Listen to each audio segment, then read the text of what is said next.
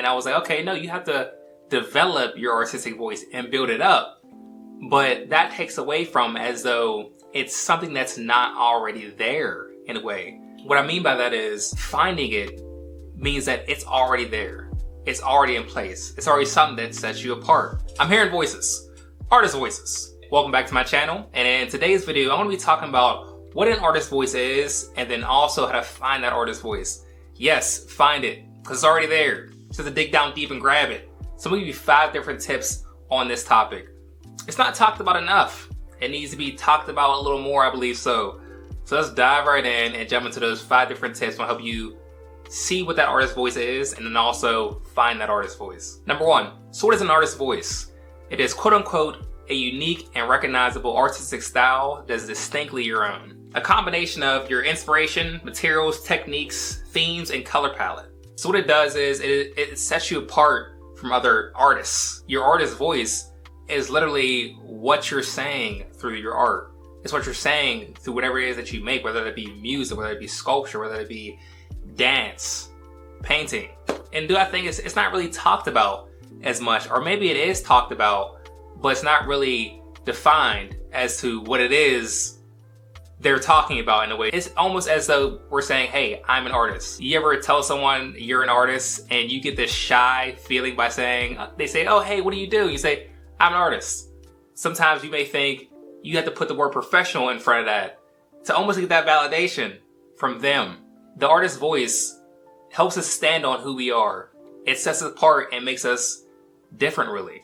It makes you you. So embrace that difference. Your difference is your destiny. Tip number 2, self-awareness. Being aware of who you are, what you're about. Take a look at the patterns in your life. And this is also going to lead you to help you find that artist voice that you have, because it's already there. And I was going back and forth because when I heard the artist voice and heard people saying, reading about finding it, I was going to replace that with the word develop, right? And I was like, okay, no, you have to develop your artistic voice and build it up. But that takes away from as though it's something that's not already there in a way. What I mean by that is finding it means that it's already there. It's already in place. It's already something that sets you apart. So this self-awareness is being aware of who you are, embracing who you are, finding parts about yourself that you dislike, that you love, and embracing those differences. One thing that helped me was to get a better idea of what I want to say through my art, making a collage of things from my childhood, patterns that I notice, things that I like to create, things that I enjoyed doing as a kid, riding bikes. What else? My neighborhood I lived in and how nostalgic it was. My favorite candy back then at the time. And then also things that I just gravitated towards as a kid, and taking those patterns, make note of those patterns from childhood, being a teenager to an adult, and pick them out and say, okay, I noticed that I like to be involved in this. I like to do this. I was in this club in school, or I joined this club when I got to high school. So take a look at those patterns. See what you liked, what you loved, what you disliked, what got you mad, what got you really happy, what brought you joy, what made you sad. Take note of all those things and pay attention to them. Something I do is morning pages. I got this from Julia Cameron's The Artist Way. I believe that's what it's called. I've heard many other artists read that book, and what they got from it was the morning pages, something that was very important that they took away that they found was very helpful. So I would do that. I do that today, and it helps me to really get my thoughts in place and really just help me be more self-aware of how I'm feeling. So help yourself to be aware.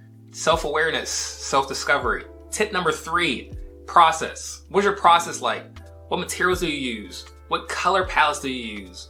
What's your techniques that you use? And also, what artists do you love? What elements of their art do you take from? This kind of goes in line with stealing like an artist. Putting those people that you love, seeing their work, and taking those main elements, stealing them like an artist, not just copying them. Your process. How do you like working? Do you like working standing up? Do you like working sitting down? Do you like being more hands-on with what you're creating? Or do you like it more subtle? Just a flick of the wrist. Just a flick of the wrist. Yes. Just like the song. Just like the song. But that process, I believe that process is important. And then over time, this process develops into something more. So that process and time combined will help that voice come out. It's not just when you're creating art, painting, for example, it's not just the piece you create, the final product, the result of it, but it's also the experience the artist has with that piece. Kind of like my previous video talking about SpongeBob, how he has to date the marble, how he has to sniff the marble, and many other things to that marble. That experience you have with your art is important. So what is your process like? Take note of your process. Get more involved in your process. Get more hands-on. See how you can pull some crafts and move your body more. As artists, we're often sitting down in this one spot. And we don't usually get up for hours. Find a way to get up. Find what makes you get up out of your seat, turn around, do something else. But all in that, you're still creating something. You're not just stepping outside and doing something completely different. Your process can be more physical. And that's going to help that voice. So your experience in that process is important. Not just for the viewers, not the result just for the viewers, but the artist's experience with what they're making is very important. Number 4, create an inspiration board. I've seen other artists do this in their studios, and they would have photos of different inspiration, different art styles in a way, different color palettes.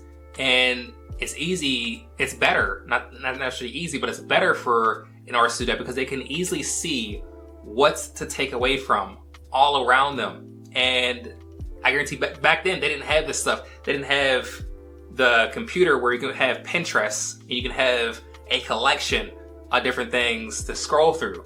But that's also kind of like a disadvantage because you have to open your laptop up and scroll through those things. Whereas if you create this wall full of different things, and I have to work on that myself actually, plan on printing out different photos. Also, even artists that I love, whose work I love, just so I can build that family tree of artists that I like to take inspiration from and take tips and elements from as well. So create an inspiration board, whether that be drawing down little things and just posting them up on your wall, little sticky notes, posting up on your wall, or you see something on the internet and you make a picture of it, print it out, cut that out and put it to your wall. Make an inspiration board. Or even if you don't want to do that, you can easily just make a collection on Pinterest or any kind of other website like Pixels or Notion, or even on your phone in your files. Screenshot, make a folder for that inspiration. I think it's called what does Austin Kleon call it? He calls it a swipe file? Something, some sort of file. You can call it whatever you want, right?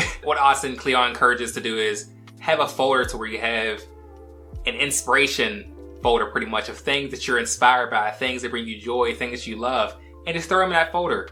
So every time you're coming up empty with thoughts and ideas, you can go straight to that folder and pull those ideas right out. So creating an inspiration board is something that's really going to help you find your artist's voice. It helps you visually, because we're very visual as artists, it helps you visually see right in front of you what you're interested in and what you love. So create that inspiration board. And lastly,